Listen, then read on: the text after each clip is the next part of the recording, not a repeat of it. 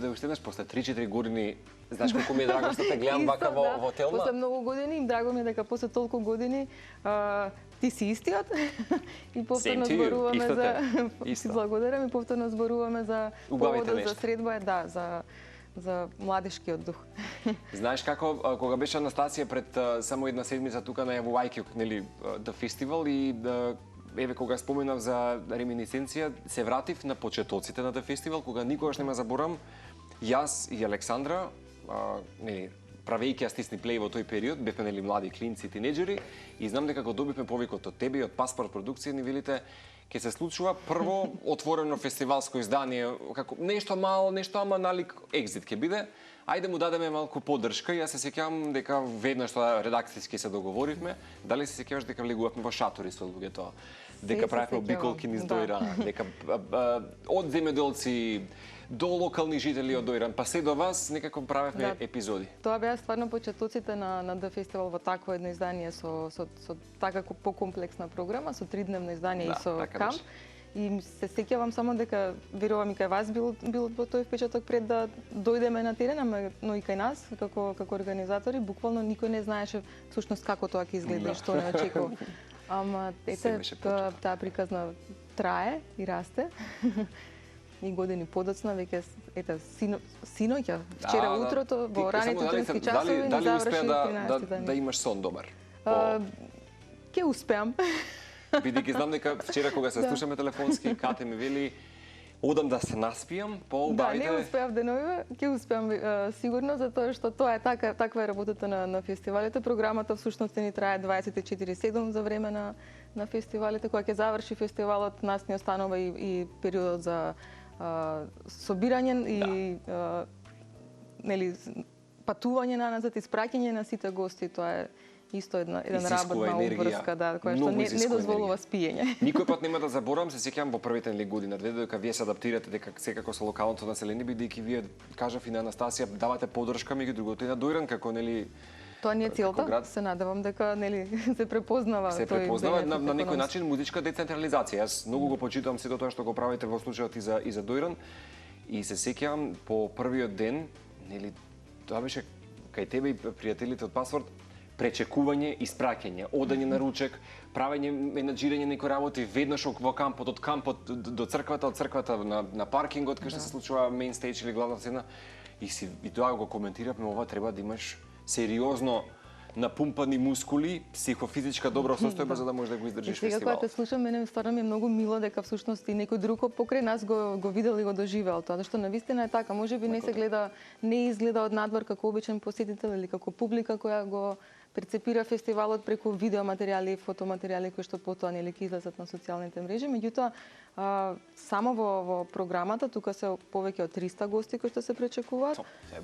Уште толку има дел од тим кој што е ангажиран работно на фестивалот, значи обезбедување, тим волонтери, сите хонорарно ангажирани лица кои што доаѓаат да помагаат на фестивалот, техника. Значи кате отприлика околу 500-600 луѓе со се... Па нека груба бројка на персонал што се носи таму за да може да се спроведе цел тој фестивал е таа бројка, меѓутоа да, едно 500-600 луѓе во делот на организација и програма за колку? За 10.000 дневно посетители да можат да доживеат безпрекорно тоа што сме го замислиле да го направиме. И се надевам дека успеваме. Успевате, ќе кажеме дека година 13-то беше така? 13-то издание. Пак ќе кажам, без инцидент, се дисциплинирано како што треба. Можам само да забележам од тие куси некои видео приказни кои што ги забележав и од посетителите и од организаторите, да фестивал помина одлично. Одлично, најважниот дел го потенцираше сега, затоа што пред фестивал секако ние тоа сите стрепиме да помине се во најдобар ред пред се од тој аспект, од безбедносен аспект за сите посетители и за сите кои што се на фестивалот, сите кои што работат таму. Меѓутоа, пред фестивал некако не сакаш ни да се урочиш и само пробуваш се да биде организирано, и да се да пројде во најдобар ред, меѓутоа еве 13-та година поред се потврдува дека досега навистина сме имале таква среќа да имаме толку прекрасна публика, на толку илјадници луѓе ние немавме ниту еден инцидент. Значи, Секоја чест.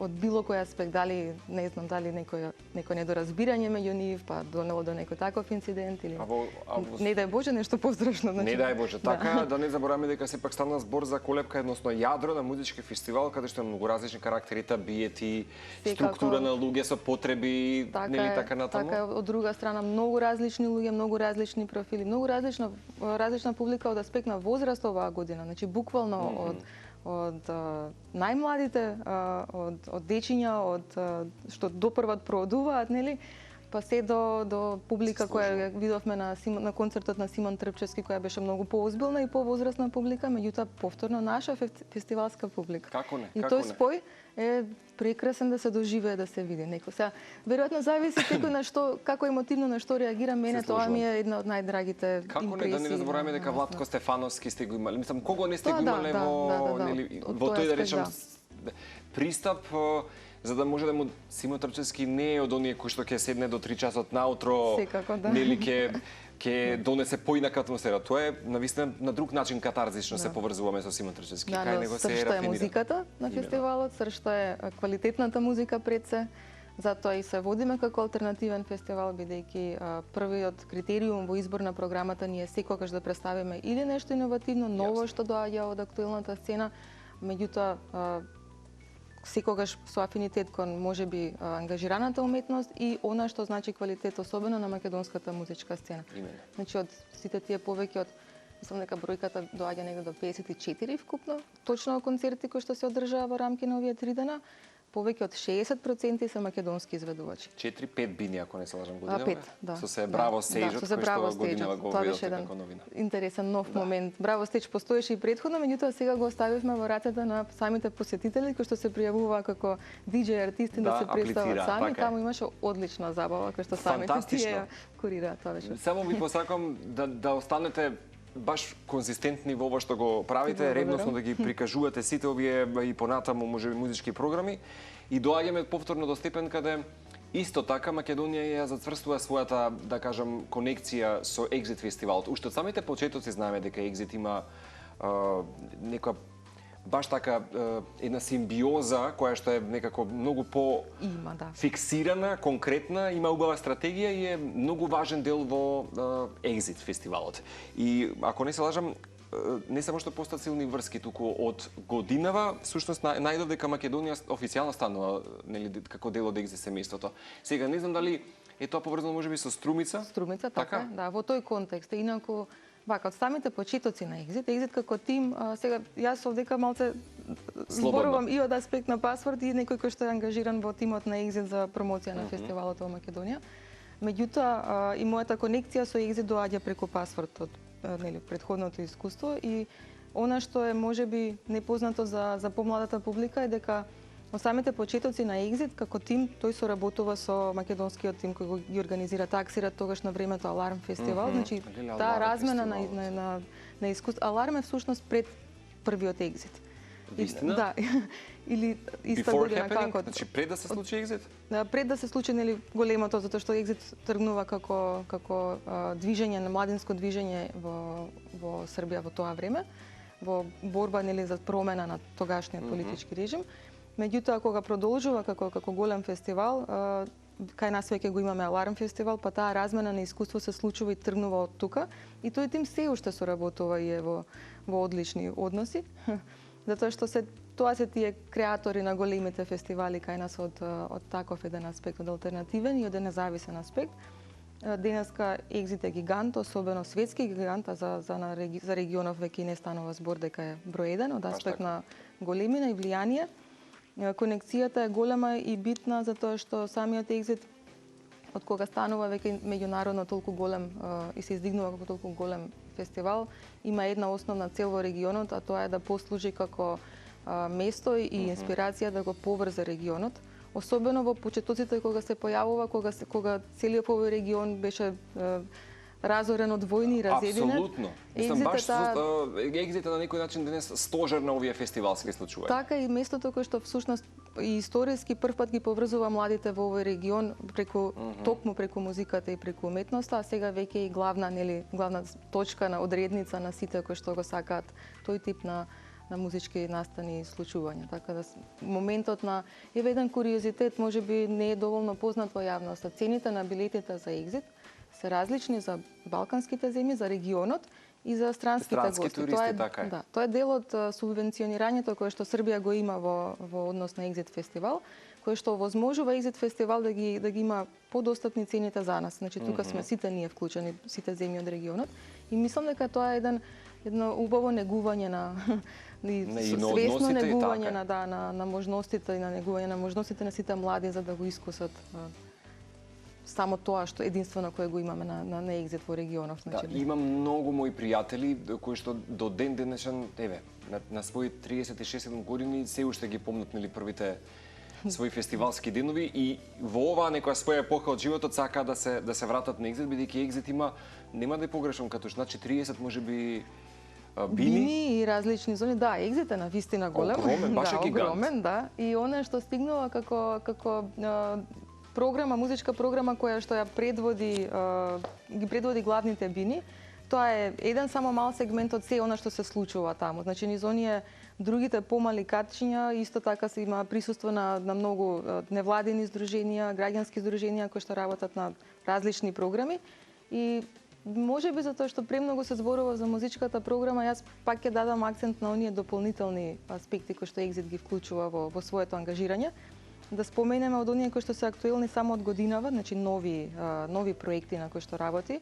Во соработка со УНИЦЕФ од оваа година стартува проект кој што е фокусиран исклучиво на подобрување на менталното здравје на младите. Станува збор за проценка која што вели дека 20 години од нашиот живот ние го поминуваме пред екраните и во тој некој пристап УНИЦЕФ во овој случај заедно со Екзит покренува кампања која што е наречена, насловена да живееме во живо. Токму потенцирајќи го значењето на ваквите собери, на физички собери на младите луѓе, поврзани преку музика, преку уметност. Тоа е само една од кампањите кои што Екзит ги работи, меѓутоа има тоа е најнова која што е сега тргнува, па затоа ја споменувам. УНИЦЕФ е многу важна алка. Да, ама сами тоа е од една страна така, од друга страна и пристапот и анализа на животот на младите и што е она што на сите нам ни е потребно за посреќно, позадоволно живење на генерално, или е убав сегмент на ваквите настани кога ги имаат во својот концепт на делување и на програма за да ги имаат како приоритети. Дали досега ако направиш некоја конкретна своја анализа или ако имаш можеби информации колку досега во овие години, повеќе од 2 децени, настапиле изведувачи, бендови, артисти на Екзит? Вкупно? Ако имаш можеби некаква бројка, бидејќи знам дека треба сега да ги немам спремено. Ако речеме во една година катуш, тоа се да речеме артисти повеќе од тоа се како претходно споменавме околу 300 изведувачи, со стотици изведувачи се на сите бини. Значи и таа програма постојано само расте. Ева сега на пример од Македонија, на 4 од музичките бини на Екзит имаме македонски изведувачи кои што претходно беа објавени. И деновиве пред самиот старт веќе излегуваат и нови гости, па имаме тоа ме потсети дека всушност се уште се пополнуваат тие делови на секакви програмски сегменти на Екзит. Цела тврдина е Екзит, Петроварадинска тврдина во Нови Сад, значи секој ров, секоја ќошево, секој катче во тврдината е дел од програмата на фестивалот. И сите тие се исполнети со илјадници луѓе. Главната бина, Денс Арена, тие самите по себе имаат програма која што има тежина како еден цел голем друг фестивал, нели, во однос на програмата. Значи само оние што настапуваат на Денс Арената на Екзит е програма и лајнап за еден фестивал за електронска музика. А тука имате и главната бина и експлозив стејдж само за потврдиот звук, за метал музиката. И да не забораваме дека на сите овие на 40 бини настапуваат A-listers, односно артисти од А категорија. Така е, сите ги предводат врбни изведувачи и сите се простор за сите изведувачи од регионот. Мене ми е секогаш за тоа и го потенцирам тоа и за Д фестивал и во случајов за Екзит. Нормално е дека хедлайнерите ја привлекуваат во најголем број публиката, меѓутоа процентуално кога ќе се разгледа програмата, во најголем процент се секогаш домашните изведувачи или регионалната публика и мислам дека тоа тоа е ретка прилика за сите нив. Го кажам. Не е секогаш убав простор за да се најде нова публика, за да се стигне до нова публика, за да се раѓа нова публика, постојано како една се раѓа метаморфоза, трансформација, екзит до древе. Самото сега са Уницев што се поврзува, нели, со екзит. И сето тоа некако доживува експанзија од други размери. Да, кога екзит во прашање, тоа е од глобални размери, да, во секој случај, затоа што екзит влегува со одредница веќе и со во неколку наврати беше прогласен за најдобар фестивал во Европа, меѓутоа има низа признанија и обележја од водечките медиуми, светски музички гиганти, зборам за од аспект на медиумскиот простор, кои што сите го сврстуваат екзит во топ 10 фестивали во светот кои што мора да се посетат. И баш е примерот кој што се зима. Да, нам ни е тука. Да. Нам ни е тука. Ретка прилика за сите нас во регионот. Ретка прилика на 6 јули до 9 јули, така што е вистински зрак, свеж воздух во регионот и пошироко. Апсолутно мислам дека годинава повторно сите, целата некако, не знам, структура на луѓе и така натаму ќе биде адресирано токму во Нови Сад. Не знам дали ќе погрешам ако кажам Ерик Прист, Нина Кравиц, Майкл Биби, Hot Since 82, Авалан Емерсон, многу луѓе се најави. Wu-Tang Clan, така да голема, навистина е голема листата. Димитри Вегас и Like Mike, Амели Ленс, Нина Кравиц. Има концепт, тоа е исто еден интересен куриозитет годинава на Денс Арена, првпат излегува и програмскиот концепт All Female, односно се остапува простор на исклучиво на ќе биде само женски изведувачи ќе бидат тој на фестивалот, ангажирајќи се нели во пристап на родовата еднаквост, во однос на еднакви права нели на сите кои што се застапени во музичката програма, па се остапува и повеќе простор на женските изведувачи. Така да се мисли и се работи на повеќе аспекти и сегменти, а програмата е да. И да ги спомнеме нашите Дина Јашари и другари, Матеј Фолц, BDM секако, да. Какви авангардни момци, девојки. Сите тие некако се и баш сојузници, пријатели на Телма телевизија. Така што ова ќе биде вистински зрак и за македонската музика да се промовира како и досега. И знам дека секогаш се бара билет повеќе. Не знам дали се уште го има истиот капацитет на камп зоната каде? Да, тоа е капацитетот. Оваа година мислам дека за разлика како никогаш досега Нови Сад беше исполнет со сместовачките капацитети многу пред фестивалот. Значи таму веќе пред неколку месеци беше резервирано се. Беше проблем и голем предизвик да се најде простор за сместување во Нови Сад. Мислам дека тоа си доаѓа и по огромниот интерес и се поголем интерес од странските гости, кои што за нас во споредба со нас многу полесно закупуваат сместувачки капацитети во Нови Сад. Меѓутоа да, затоа е тука фестивалскиот камп како друга алтернатива и опција за да се одседне во Нови Сад, нели, да се престојува во Нови Сад за време на овие 4 прекрасни фестивалски дена, ама од светски размер. Од светски размер, пак ќе кажам, во топ 10 најдобри фестивали, екзит го имаме тука некако што се вели на неколку километри. За крај би те прашал, билети претпоставам дека можеби да се најдат се уште и се набавуваат на која страница кате? Деновиве веќе ќе се стопира онлайн продажбата на билетите за екзит. Во моментов на официјалното продажно место за во Македонија е mktickets.mk. Преку тој сајт може да стигне до информациите, меѓутоа секако оние кои што во последен момент ќе решат да отидат да заминат во Нови Сад за овој фестивал, билетите ќе бидат достапни на сите влезни пунктови на фестивалот и продажните места во Нови Сад. Супер.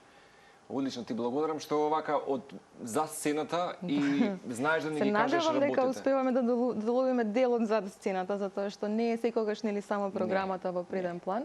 Има многу убавина во работата на фестивалите. Ти благодарам неизмерно за интересот и воопшто за простор за овој сегмент од културата кој што секако ни е маргинализирана и ставена во општеството на последно место, така да. Секоја чест и за екзит, секоја чест особено за да фестивал. Чекаме се што ново ќе излезе можеби од лабораторијата на Паствор продукција. Македонија и тоа пак некако со ова го зацврстува особено нели можеби патот со екзит и да биде една од најголемите можеби организации и музички индустрии во Југоисточна Европа. Така што честитки за тоа што година за година го усовршувате целиот тој концепт на фестивалските збиднувања. Ми значи, да, сега во секој случај се надевам и дека ќе продолжиме и ќе бидеме поуспешни во еднина. Сигурно ќе биде. Од 6 до 9 јули потсетувам уште еднаш новото издание на Exit фестивал.